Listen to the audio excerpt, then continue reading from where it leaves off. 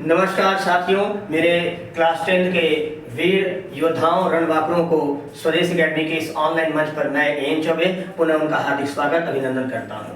आज से डे 1 से स्टार्ट करके आपको मैथ्स का टारगेट मैं देना शुरू कर रहा हूं और मैथ्स के कॉन्सेप्ट और प्रैक्टिस को लेकर के आज से मैं आपके साथ पूरी तल्लीनता के साथ, तन्मयता के साथ, तत्परता के साथ मेहनत करने जा रहा हूं और आप भी पूरे उत्साह के साथ जोश दिखलाते हुए आप एक एक चीज को पकड़ते चलेंगे, पढ़ते चलेंगे और 70 में 70 का प्लान कैसे फुलफिल करना है, कैसे उसे चरितार्थ करना है, उसके लिए क्लास है। तो आज से बिल्कुल 70 में 70 का बेस्ट प्लान मेरे साथ आप मेहनत करने के लिए तैयार हो जाइए और 70 में 70 लाकर अपना मान सम्मान, परिवार के मान सम्मान को, माता पिता के गौरव को बढ़ाइए। चलिए चलते हैं रणनीतिक तैयारी अंतिम 40 दिनों की में। मैथ्स में D1 हमारा रियल नंबर्स, वास्तविक संख्या है, जो आपका पहला चैप्टर है, उन पर हम चर्चा करने जा रहे हैं। बिल्कुल कम समय में पूरा रिवीजन करवाएंगे। पहला आपको जानना है प्राकृतिक संख्याएं अर्थात natural numbers. 1 2 3 4 dot dot dot all counting numbers are called natural numbers, यानी गिनती की संख्या को हम प्राकृतिक संख्या कहेंगे। जिनको हम काउंट कर सके, गिन सके, वो सभी संख्याएं क्या हैं? प्राकृतिक संख्याएं हैं। 1 2 3 4 5 6 7 8 9 10 11 12 13 14 और सो ऑन चलती चली जाएगी, इनफाइनाइट तक चली जाएगी। सबसे छोटी प्राकृतिक संख्या 1 होगी। फर्स्ट नेचुरल नंबर, प्रथम प्राकृतिक संख्या 1 होगी। कोई समस्या?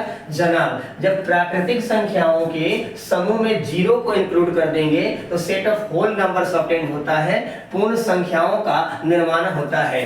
0 के साथ तमगा है सबसे छोटी पूर्ण संख्या। 1 सबसे छोटी प्राकृतिक संख्या है तो 0 आपकी है सबसे छोटी पूर्ण संख्या, लिस्ट होल नंबर है, सबसे छोटी पूर्ण संख्या है। अब बात करेंगे पूर्णांक की।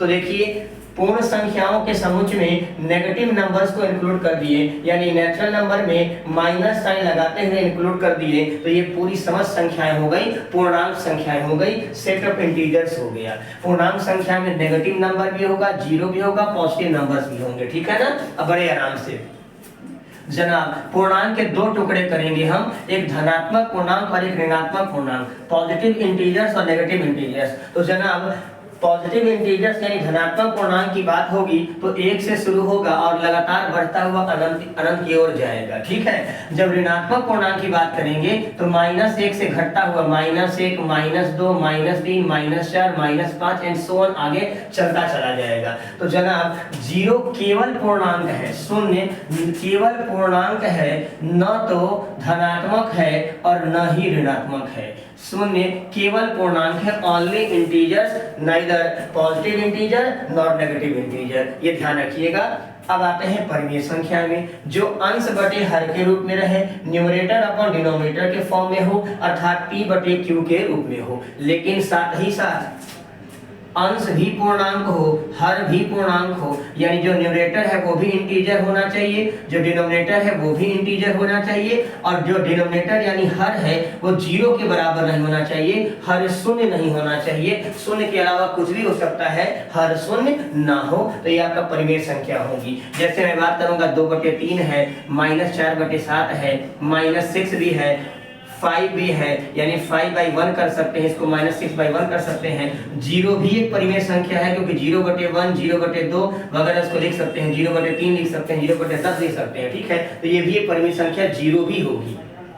जो परिमेय नहीं होंगे वो अपरिमेय होंगे, यानी जो भी रैशनल नहीं है वो इरैशनल होगा। √2 √3 एग्जांपल दिए हैं, 3 प्लस जो रूट से बाहर नहीं निकल सकता है, अंडर रूट अगर 16 है तो बाहर निकल कर 4 बन जा रहा है। 4 एक परिमेय संख्या है, रैशनल नंबर है, जो रूट में फंसा रहेगा, जिसकी जमानत नहीं हो पाएगी, जो नैनी सेंटर जगह बंद रहेगा, वही आपका अपरिमेय होगा। √3 √2 अब 3 प्लस √3। अब ये एग्जांपल आपके दिमाग में रखना है कि अगर रैशनल और इरेशनल को ऐड करेंगे तो हमारा इरेशनल आएगा, यानी परिमेय और अपरिमेय को हम जोड़ेंगे तो हमेशा हमारा अपरिमेय ही आएगा। परिमेय और अपरिमेय का घटाव भी हमेशा आपका अपरिमेय को ही जन्म देगा। Line clear? अब यहाँ परिमेय और अपरिमेय को डिवीजन करेंगे तो वहां भी आपका हमेशा ध्यान रखिएगा कंडीशन, लेकिन समान नहीं होना चाहिए, ये भी अपरिमेय है, ये भी अपरिमेय की बात करेंगे कि सर ये 1 आ जाता है, उन पर हम चर्चा बाद में करेंगे, अभी नहीं, ठीक है।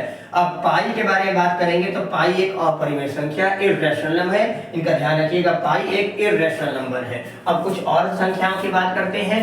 सम संख्याएं 2, 4, 6, 8, 10, 12, 14 दो की गैपिंग पर है। विषम संख्या यानी ऑड नंबर तो 1, 3, 5, 7, 9, 11, 13, 17 वगैरह चलता चला जाएगा। अब आपका कार्यक्रम यही शुरू होगा अभाज्य संख्याओं से प्राइम नंबर, तो जो केवल 1 और स्वयं के अलावा किसी से विभाजित न हो सके, जिनके केवल 2 फैक्टर हों, वो अभाज्य संख्याएं कहलाती है, प्राइम नंबर कहलाते हैं। 2, 3, 5, 7, 11, 13, 17, 19, 23, 29 इस तरह से आगे बढ़ते चले जाएंगे। केवल एकमात्र अभाज्य संख्या जो कि सम है वो 2 है। इसके अलावा जितने भी प्राइम नंबर्स होंगे, अभाज्य संख्याएं होंगी, वो सब की सब ऑड होंगी, विषम होंगी। 2 ओनली इवन प्राइम नंबर है, 2 एकमात्र सम अभाज्य संख्या है, इनको ध्यान रखिएगा। भाज्य संख्याएं जिनके 2 से अधिक फैक्टर हो, ठीक है, तो भाज्य संख्याएं, पहली भाज्य संख्या 4 होगी, फिर 6 होगी, 8 होगी, 9 होगी, 10 होगी, 12, 14, 15 एंड सो ऑन आगे बढ़ता चला जाएगा। तो उम्मीद करते हैं आपने भाज्य तक का कॉन्सेप्ट लिया हुआ होगा। आगे बढ़ते हैं, आपके चैप्टर्स में मौसा लौसा के बारे में समझते हैं।